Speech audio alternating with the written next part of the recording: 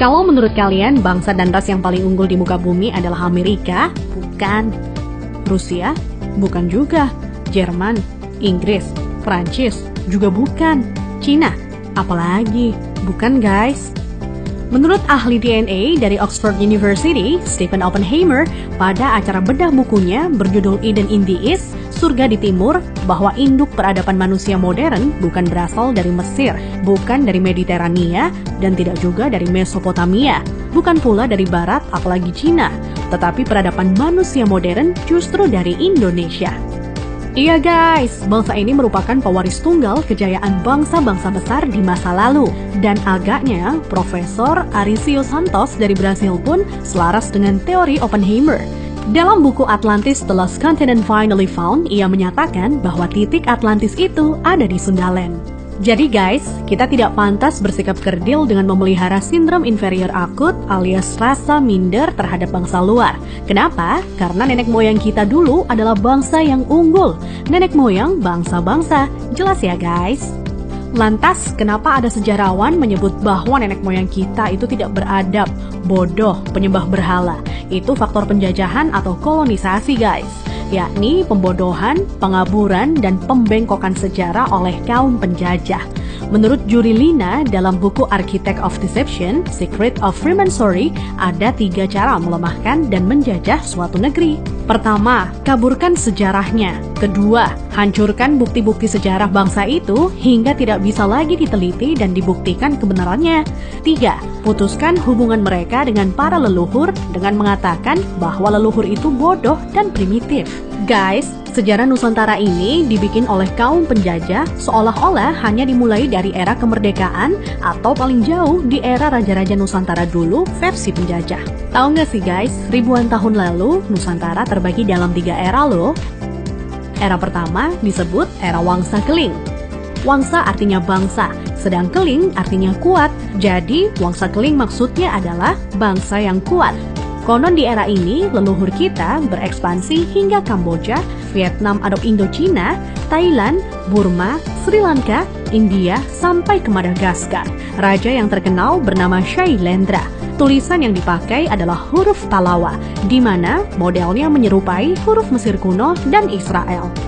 Pusat pemerintahan di sekitar Jogja sampai ke wilayah Dieng. Maka ketika Israel mengklaim masih keturunan Moria, maksudnya adalah Gunung Muria di Dieng guys. Dieng artinya penguasa, kemudian bergeser menjadi Dahnyang atau Dayang, artinya juga penguasa.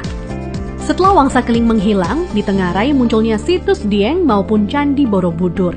Nah, habisnya era Wangsa Keling ditandai dengan bangunan Bako atau Baki, yang artinya kuburan atau berakhir, dan ditandai dengan berdirinya Candi Boko atau Bako. Era selanjutnya adalah era Medang Kamulyan.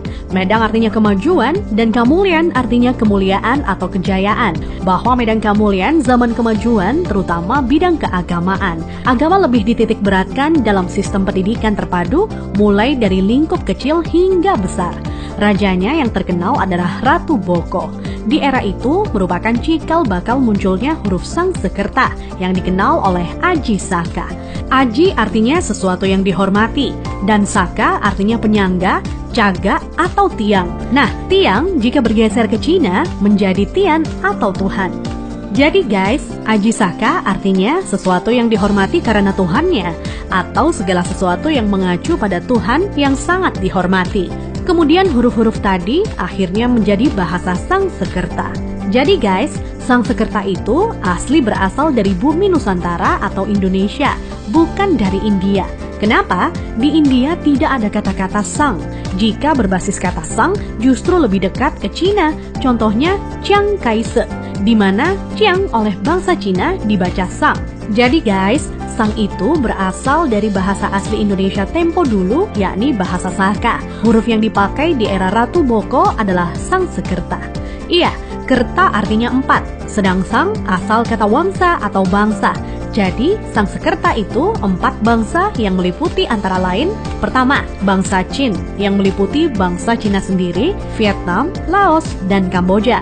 Kedua, bangsa Thai meliputi Burma dan Thailand. Ketiga, bangsa Afrika yakni Madagaskar, Sri Lanka, India, dan lain-lain hingga Mesir disebut sebagai bangsa Afrika. Keempat, Bani Jawa yang terdiri atas bangsa atau suku Jawa, Sumatera, Papua, sampai Kepulauan Polinesia dan Hawaii. Hingga kini, Sangsekerta kuat pengaruhnya di India dan Sri Lanka.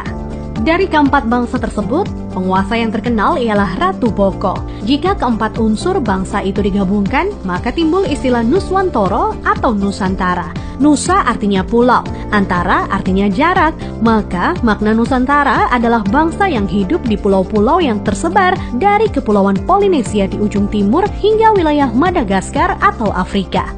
Selanjutnya dari era Medan Kamulyan berganti ke era Kahuripan. Kahuripan artinya kehidupan. Raja yang terkenal adalah Hayam Wuruk atau Brawijaya III yang terkenal dengan sebutan Jumadil Kubro sebagaimana makamnya di Troloyo, Trowulan, Mojokerto. Maksud kata Jumadil adalah Jum'ah atau Jumat yang artinya berkumpul atau bersatu dan Kubro artinya besar. Jadi Jumadil Kubro maknanya adalah berkumpulnya sesuatu yang besar atau istilah Sangsekerta disebut Sumpah Palapa. Melalui Sumpah Palapa, Hayam Wuruk berhasrat membangun kembali Nusantara sebagaimana dulu pernah gemilang di era Medan Kamulyan. Ia ingin menyatukan Nusantara yang telah tercerai-berai menjadi beberapa kerajaan atau wilayah kecil-kecil. Dan patih yang melegenda adalah Gajah Mada. Nah, hal yang tidak tercatat atau dihilangkan oleh sejarah modern ialah guratan atau ukiran pada batu sumpah palapahnya Gajah Mada yang ternyata berlafadzkan La ilaha illallah, tiada Tuhan kecuali Allah. Itulah guys catatan yang hilang dari sejarah leluhur kita yang menurut Arisio Santos. Leluhur kita merupakan nenek moyang bangsa-bangsa. Thanks to watching.